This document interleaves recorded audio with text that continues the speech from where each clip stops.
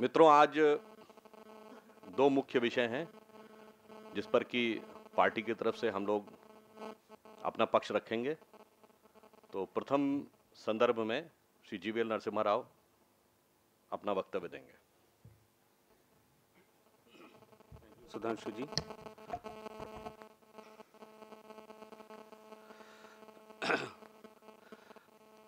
The first issue that we are going to talk about is about the corruption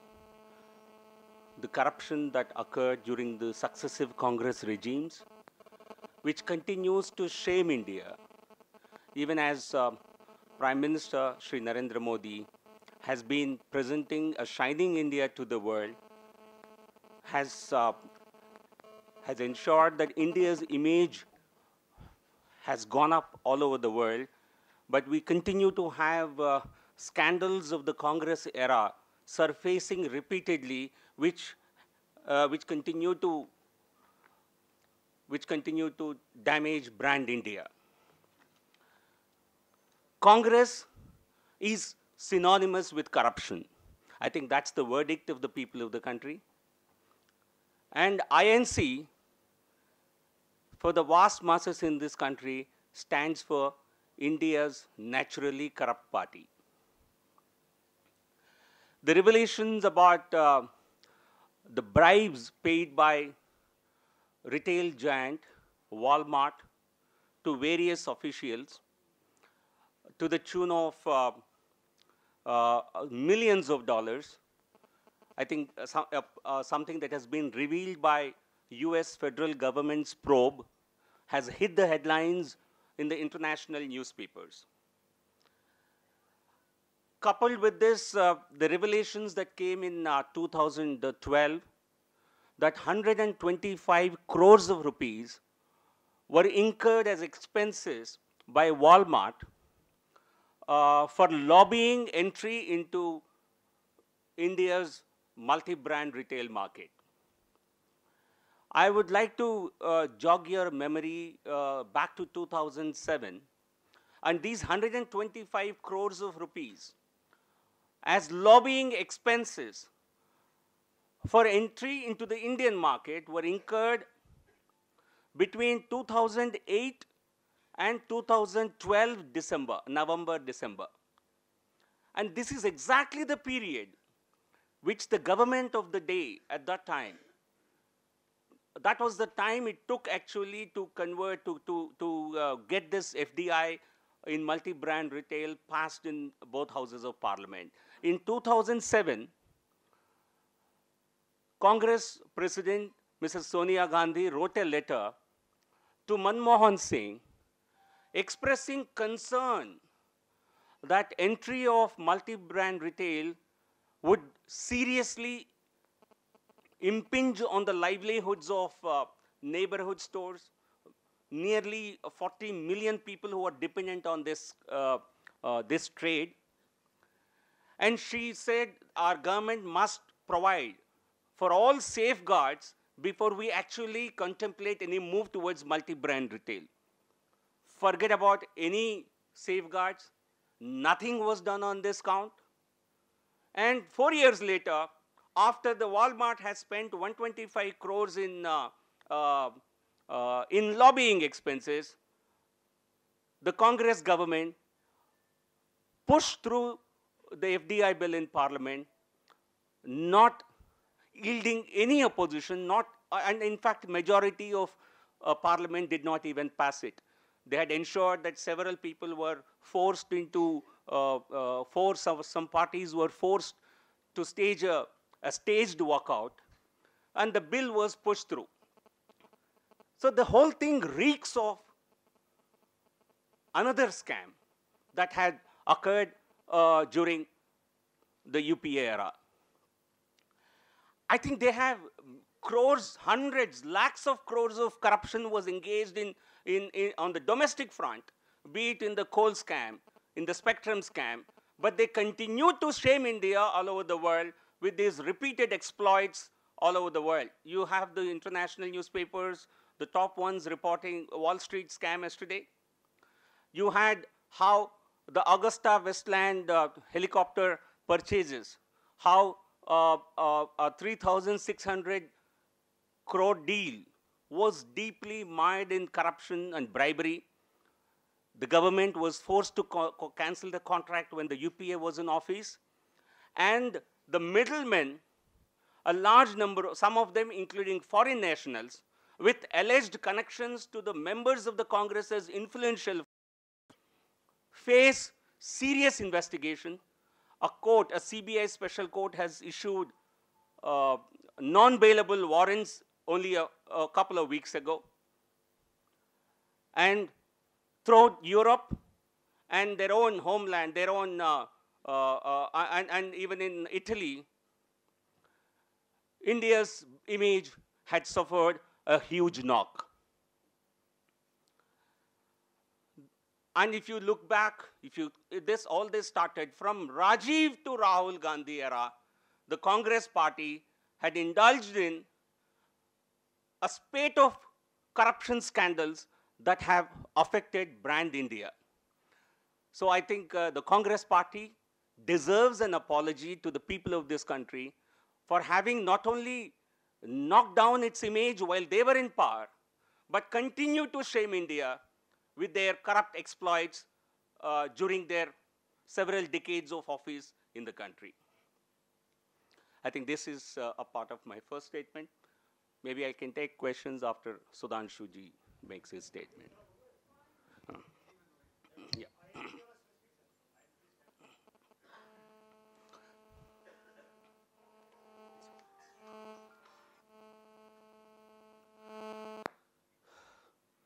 Yeah.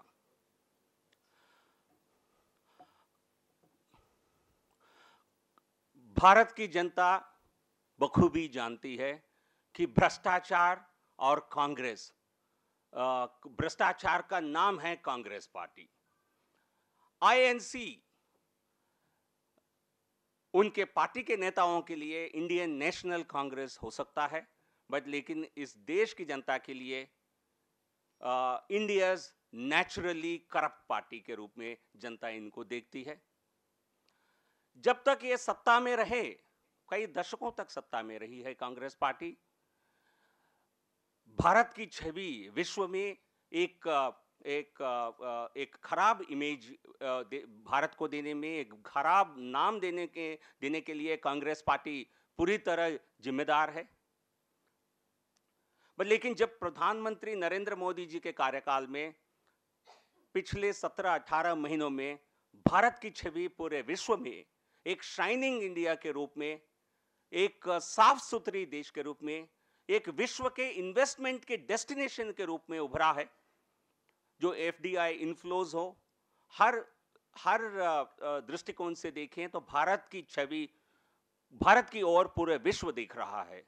लेकिन जो Congress party के सरकार के कार्यकाल में जो भ्रष्टाचार के काम हुए हैं, जो जिस प्रकार के गलत काम हुए हैं, उनकी जो इको, उनकी जो आवाज आज तक पूरे विश्व में सुनाई देता है। कल विश्व के बड़े बड़े अखबारों में, खासकर अमेरिकन मीडिया में, ये बड़े बड़े खबरें छापे गए कि भारत में वॉलमार्ट ने मिलियंस ऑफ डॉलर्स भ्रष्टाचार ब्राइब्स पे किया है, क्योंकि उनको भारत में काम करने के लिए ऐसा करना पड़ा है। और पहले 125 करोड़ रुपए उन्होंने भारत में इन्वेस्टमेंट्स करने के लिए एक लॉबिंग एक्सपेंसेस उन्होंने किया है। इस प्रकार की जानकारी खुद वॉलमार्ट ने 2010 के दिसंबर में दिया था। और जिस प्रकार कांग्रेस पार्टी और उनके सरकार उस समय एफडीआई इन मल्टी ब्रांड रिटेल को पुश किया था पार्लियामेंट में, दोनों सदनों में, और उसके ठीक 3-4 साल पहले जिस प्रकार कांग्रेस की अध्यक्षा सोनिया गांधी जी ने तत्कालीन प्रधानमंत्री मनमोहन सिंह जी को चिट्ठी लिखकर छोटे दुकानों के लिए और उनके रोजगार पर किसी प्रकार का असर ना हो, उसके लिए बहुत सारे विकल्प तैयार करने के लिए जो सुझाव दिया था, ऐसा कुछ नहीं किया गया, उसके बावजूद उस कानून को पारित किया गया। क्या ये जो लॉबिंग एक्सपेंसेस की जो बात हो रही है, जो 125 करोड़ रुपए जो वॉलमार्ट ने खर्च किया है, क्या ये कांग्रेस पार्टी के नेताओं को मनाने के लिए खर्च किया गया? ये सवाल उठना जायज है।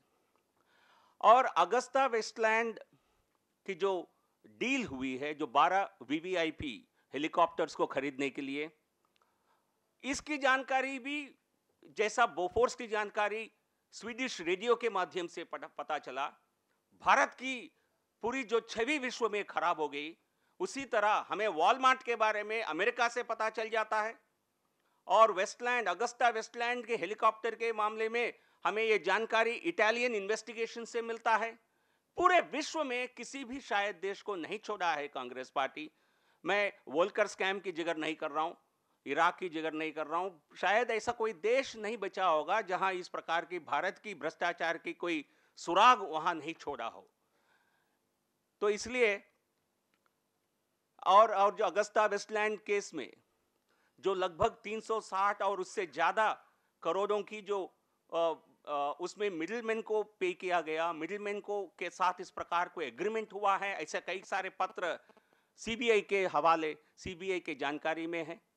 उनमें कुछ फॉरेन नेशनल्स के खिलाफ कोर्ट के माध्यम से, सीबीआई कोर्ट के माध्यम से नॉन बेलेबल वारंट्स भी इश्यू किए गए। खबर गौरतलब है कि इसमें कई लोग ऐसे लोग हैं जिनकी कांग्रेस नेताओं के उठना बैठना, मिलकर विश्व में घूमना, ऐसे बहुत सारे जानकारियां हैं। तो इसलिए कांग्रेस पार्टी का यह अधिकार नहीं बनता है कि भारत को जलील करते रहें। उनके कार्यकाल समाप्त होने के बाद भी एक और प्रधानमंत्री मोदी जी पूरे विश्व में भारत की इज्जत को बढ़ा रहे हैं, और कांग्रेस पार्टी सत्ता छोड़ने के बाद भी भारत की छवि को, भारत की इमेज को धक्का पहुंचने में लगी है।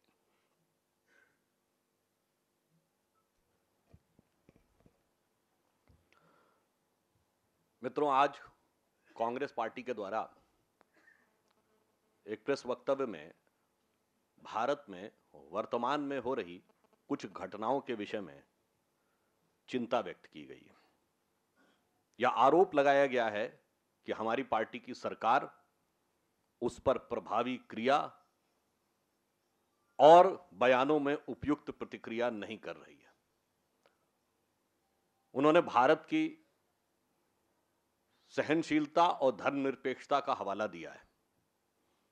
उन्होंने यह भी आरोप लगाया है कि हमारे शीर्षस्थ नेता बिहार को ध्यान में रख के बयान दे रहे हैं, और उन्होंने कुछ इस प्रकार का वातावरण बनाने का प्रयास किया जैसे कि भारत में कुछ ऐसा घटित हो रहा है जो पूर्व में नहीं हुआ। इस संदर्भ में हम कहना चाहेंगे कि कांग्रेस की यह बात फैक्चुअल और हिस्टोरिकल, यानी तथ्यात्मक और ऐतिहासिक दोनों संदर्भों में पूर्णतः गलत है। जिन घटनाओं का वह उल्लेख कर रहे हैं उसमें से लगभग सभी घटनाएं उनके अथवा उनके सहयोगियों के शासनकाल में और शासित राज्यों में हो रही हैं। श्री कुलबर्गी की दुखद हत्या कर्नाटक में हुई। कर्नाटक सरकार ने आज तक उस पर क्या प्रतिक्रिया की है, यह उत्तर कांग्रेस को देना चाहिए। श्री दाभोलकर की दुखद हत्या जब महाराष्ट्र में हुई तो केंद्र और प्रदेश दोनों में कांग्रेस की सरकार थी। उन्होंने इस पर क्या अभी तक कार्रवाई की थी, यह जानकारी स्पष्ट रूप से नहीं है। यहां तक कि जिन संस्था के संदर्भ में वह आरोप लगाया गया था, आप याद करिए कि कांग्रेस सरकार के गृह मंत्री का ही वक्तव्य है कि तत्कालीन महाराष्ट्र के मुख्यमंत्री उस संदर्भ में गंभीर नहीं थे। यह है यथार्थ। हिमाचल की घटना हुई, वहां कांग्रेस की सरकार है। उत्तर प्रदेश में घटना हुई दादरी की, जहां समाजवादी पार्टी की सरकार है जो कांग्रेस की सहयोगी रही। उत्तर प्रदेश की घटना के संदर्भ में हमारी सरकार की संवेदनशीलता इसी से स्पष्ट थी कि तत्काल गृह मंत्रालय ने उस पर रिपोर्ट मांगी, केंद्र सरकार ने एडवाइजरी जारी की, वित्त मंत्री और गृह मंत्री दोनों ने उस संदर्भ में प्रतिक्रिया भी व्यक्त की और भर्त्सना भी की। परंतु यथार्थ यह है कि जो रिपोर्ट उत्तर प्रदेश सरकार ने दी, उसमें जो मीडिया में उपलब्ध जानकारी है उसके अनुसार कुछ भी वो नहीं है जिस प्रकार की प्रतिक्रियाएं व्यक्त की जा रही हैं। इसके बावजूद विषय की संवेदनशीलता को देखते हुए प्रधानमंत्री के स्तर से भी प्रतिक्रिया की गई। तो मैं ये कहना चाहूंगा कि यथार्थ रूप में सभी घटनाओं का क्रमशः और राज्यवार विवेचन करके देख ले तो कांग्रेस को और उसके सहयोगियों को अपने ही गिरेबान में झांकने की आवश्यकता होगी। और देश के जिस माहौल की वो बात कर रहे हैं, तो मैं कहना चाहूंगा कि 1984 में सिखों का जो कत्लेआम हुआ, शायद नादिर शाह के बाद, जो 1739 में हुआ था, उसके बाद दिल्ली में सबसे बड़ा कत्लेआम वही हुआ होगा। 1990 में के दशक में जिस प्रकार से कश्मीरी हिंदुओं को माइग्रेट करके कश्मीर छोड़ना पड़ा, शायद देश के विभाजन के बाद सबसे बड़ा एक्सोडस या जेनोसाइड, यानी जनसंख्या का सबसे बड़ा विस्थापन उसी समय में हुआ होगा। 1987 का हाशिमपुरा और मलियाना का कांड, जहां पर कि यह आरोप था कि पुलिस ने खड़े करके एक समुदाय को गोलियों से उड़ा दिया, जिसकी जांच तक नहीं हुई। 1993 के मुंबई के रॉयट्स तो छोड़ दीजिए, जो कुछ हुआ हाल ही के इतिहास में 2013 के मुजफ्फरनगर दंगों पे, जिसमें सैकड़ों लोग मारे गए, तत्कालीन सरकार की क्या प्रतिक्रिया थी? क्या तत्कालीन केंद्र सरकार ने एडवाइजरी जारी की थी या रिपोर्ट मांगी थी? नहीं, बल्कि उल्टे मारे गए लोगों की सूची संप्रदाय के आधार पर जारी कर दी थी। तो मैं कहना चाहता हूं कि कांग्रेस के नेताओं का यथार्थ ज्ञान और काल ज्ञान दोनों ही गलत है। Their entire wisdom, whether it is factual or historical, is perverted. उसके बाद उन्होंने यह कहा कि हमारे तरफ से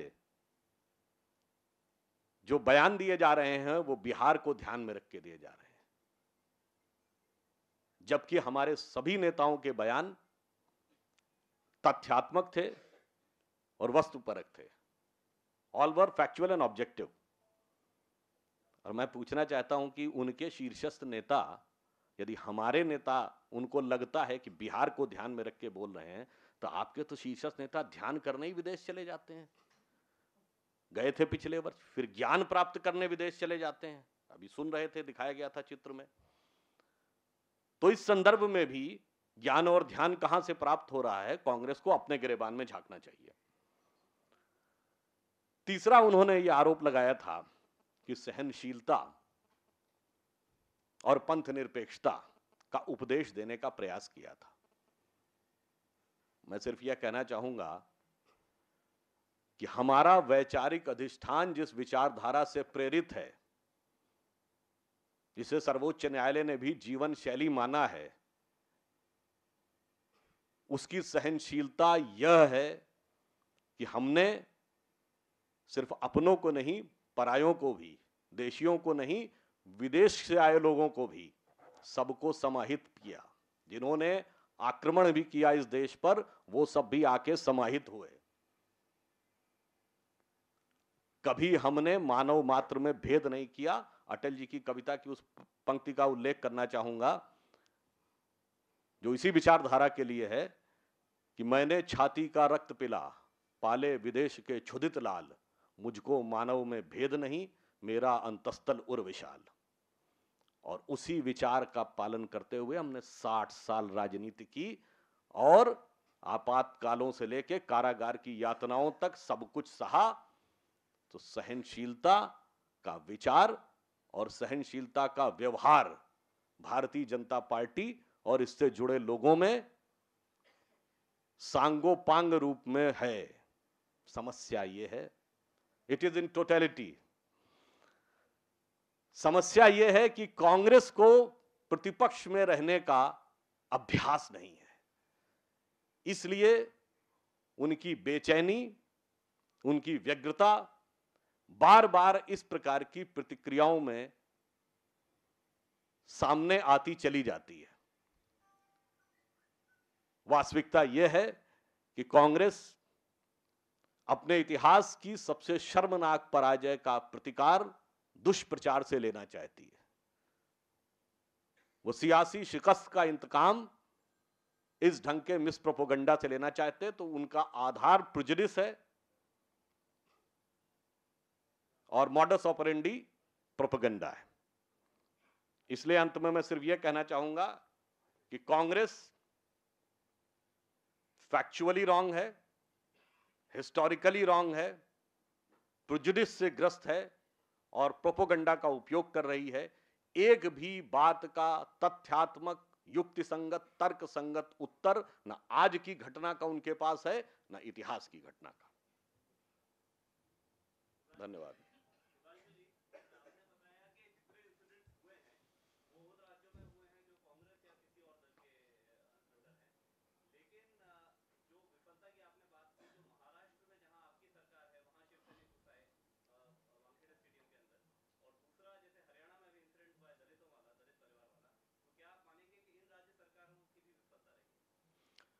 देखिए, महाराष्ट्र के संदर्भ में हमारी पार्टी, महाराष्ट्र के मुख्यमंत्री और पार्टी के शीर्ष नेताओं की तरफ से बिल्कुल स्पष्ट करा जा चुका है। आज भी अरुण जेटली जी का वक्तव्य है कि इस प्रकार की किसी भी हिंसात्मक प्रतिक्रिया का हम पूर्णतः खंडन करते हैं, भर्त्सना करते हैं।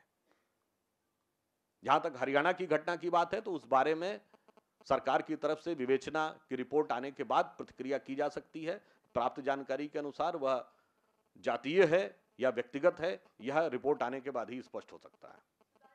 और जहां पर रिपोर्टें उपलब्ध है, वहां प्रतिक्रिया क्यों नहीं हो रही है? दादरी की रिपोर्ट उपलब्ध है, बयान तो आजम खान जी देते हैं यूनाइटेड नेशंस में जाने का, और रिपोर्ट में तो कम्युनल एंगल ही नहीं है। यथार्थ ये, प्रतिक्रिया ये असली चेहरा है।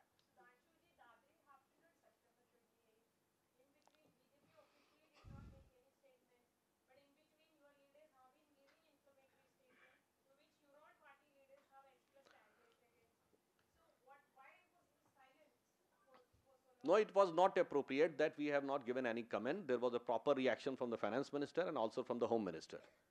And we were also in the government, so we were waiting for the report from the UP government, which is categorically clear that nothing of this sort, as if in total contrast with what is projected in media.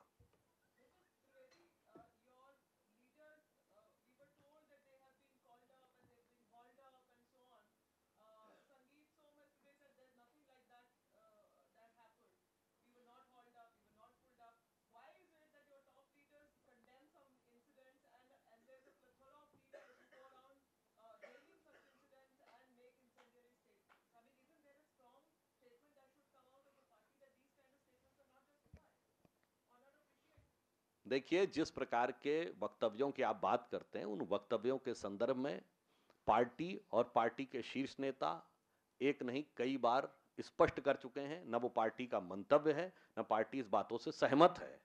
और आप लोग ही किस प्रकार के phrase use करते हैं, fringe element. मैं पूछना चाहता हूं, आजम खान के बयान का खंडन किया है सपा ने आज तक? नहीं। Are they fringe element?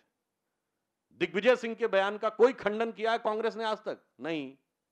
तो हमारी तरफ से तो बयान भी किस स्तर से है और खंडन किस स्तर से है, वहां ना कोई खंडन है बल्कि उसका महिमा मंडन है।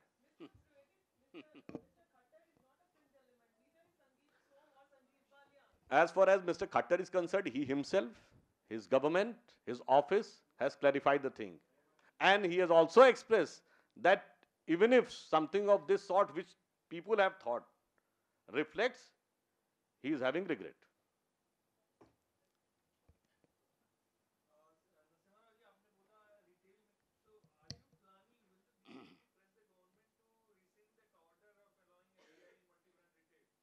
It's ineffectual.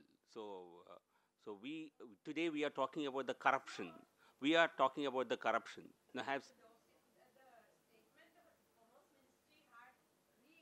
no, that's only. Has any proposal been cleared? Has any proposal been cleared? No, no. I think it's ineffectual. So yes. So what? What is important? Whether it takes effect or not. It is no proposal has been cleared, nor will any proposal be cleared when the BJP is in office. It's as simple as that. We are opposed to, our position on multi-brand retail remains unchanged, but we are today discussing about corruption. We are not discussing about policy. We are discussing about the corruption and the needle of suspicion that points towards a change in Congress party's stance from 2007, the letter of Mrs. Sonia Gandhi asking for a review, asking for safeguards to be put in place, and the time it was passed in Parliament. I am demanding them, the Congress party, to come out with what safeguards have they created. What cushion have they created before they got this passed? So why did Sonia Gandhi change her mind? Was it Walmart's lobbying efforts that resulted in change of mind? I think obviously you don't expect a top leader, a party, to change its position without any valid reason. Let them come up with safeguards. I'm demanding explanation from them. They have done nothing except engaging in efforts. Yeah. Yeah. Ek minute. That I think I think leave that wisdom to the government. Yeah.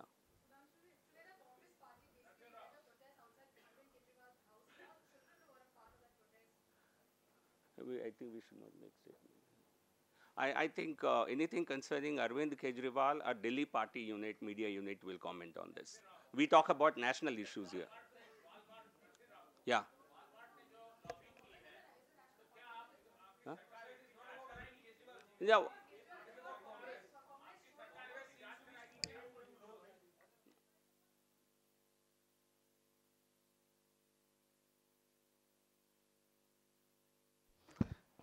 ये दोनों पार्टियों के अपने अपने चरित्र को दर्शाता है और इस विषय में विस्तार से आप दिल्ली प्रदेश से प्रतिक्रिया ले सकते हैं।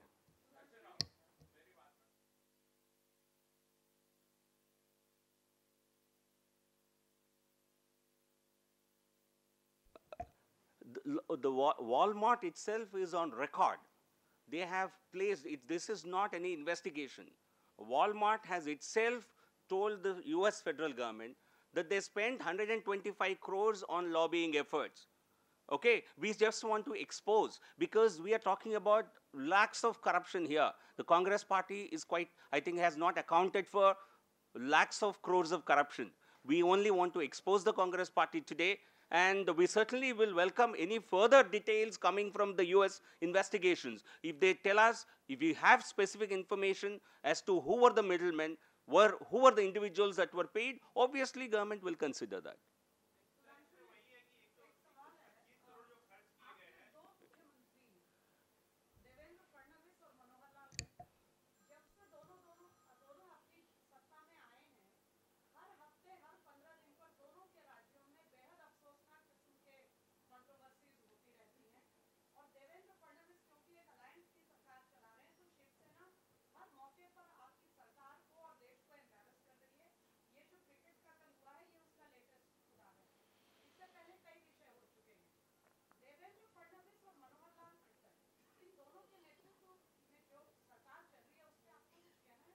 नहीं, देखिए, मैं इस संदर्भ में आपकी बात से सहमत नहीं हूं, क्योंकि जो कुछ भी हुआ है महाराष्ट्र में, उस संदर्भ में मुख्यमंत्री महाराष्ट्र ने भी उसका खंडन किया है और केंद्रीय स्तर से भी पार्टी के द्वारा खंडन किया गया है।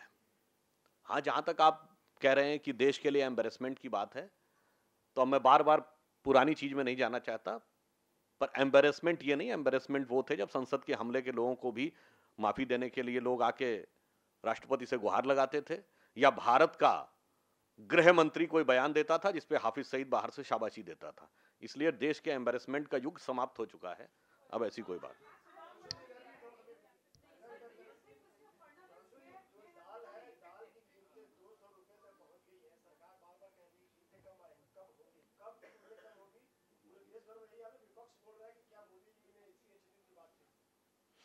देखिए, कुल मिलाकर महंगाई की दर, मुद्रास्फीति की दर कम आई है, हुई है, पिछले कुछ महीनों में लगातार कम हुई है।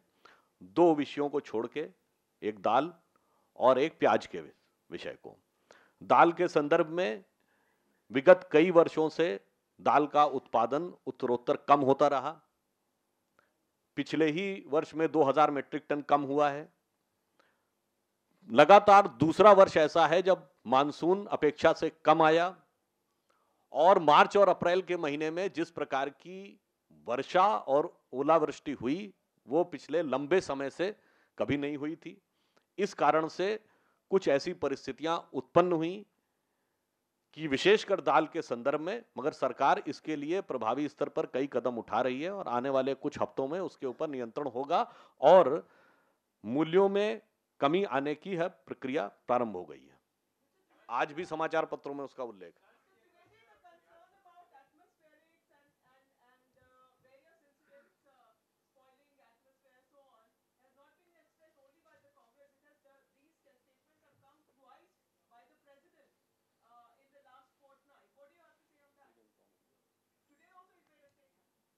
राष्ट्रपति का जो भी वक्तव्य है तो वह तो सर्वोच्च स्तर पे है, उस पर कोई प्रतिक्रिया व्यक्त करना हम उचित नहीं समझते।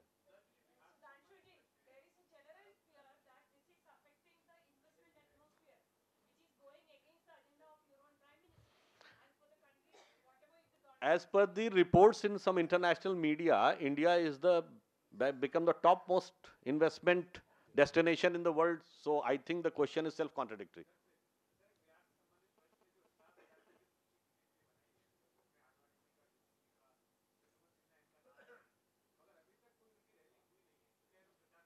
नहीं, पार्टी सभी नेताओं का, सभी हमारे प्रमुख लोगों का पूरा समुचित सदुपयोग जो है वो कर रही है। सब अपने अपने स्तर से पार्टी के विजय के अभियान में लगे हैं।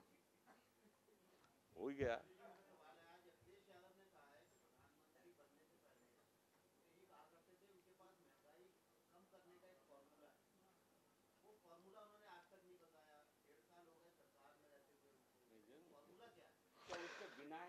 देखिए ऐसा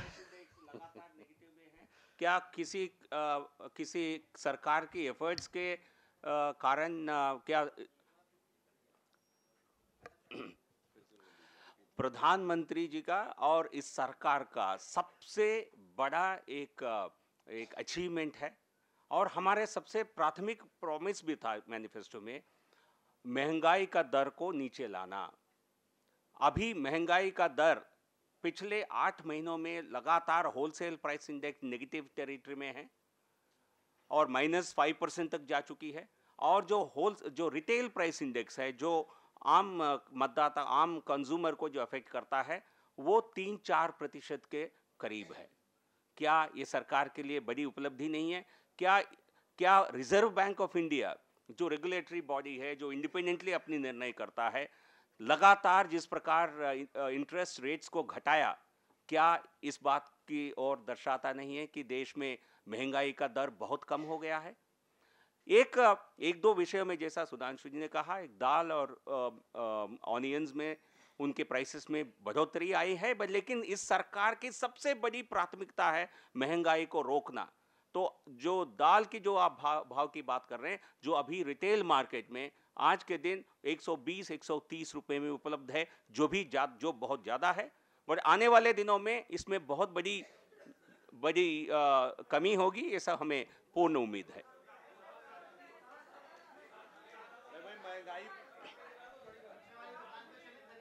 नहीं, अभी पता करके आ रहा हूं मैं दुकान से पता करके आपको बता रहा हूं। नहीं, आप मीडिया में खबरें दुकान पे जाकर चलाइए, आप कांग्रेस पार्टी हेडक्वार्टर में सुनकर मत चलाइए, आप दुकान पे पता करिए। देखिए, महंगाई पर नियंत्रण एक प्रत्यक्ष है जिसको प्रमाण की आवश्यकता नहीं। एक विषय पे हम स्वीकार करते हैं जो चीज है उसके लिए सरकार प्रभावी नियंत्रण कर रही है, पर यह समझ लीजिए दाल का इश्यू उठाकर कांग्रेस अपनी दाल नहीं गला सकती। चलिए, थैंक यू।